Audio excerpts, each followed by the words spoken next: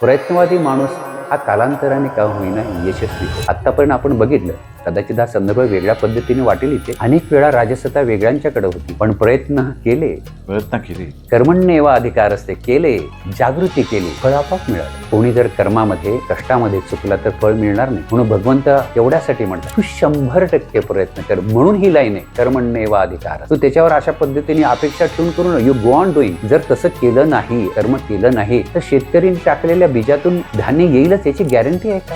पण तो त्याचं कर्मापासून वंचित होतो. ते मला भगवंताने सांगितलं, मी करणारच असं म्हणून. फळाची अपेक्षा करत नाही. आपल्याला माहिती आहे एखाद्या वेळेस पाऊस पडेल किंवा पडणार नाही, पण धान्याला मालाला किंमत मिळणार नाही. म्हणून त्या शेतकऱ्यांनी बीज रोवायचे काय थांबवले आहेत का? नाही. हे तत्व आहे. अशा पद्धतीने जगतात आजही माणसं. आपल्याला वाटतं की शेतकरी आहे, दुसरा अजून कोणी आहे.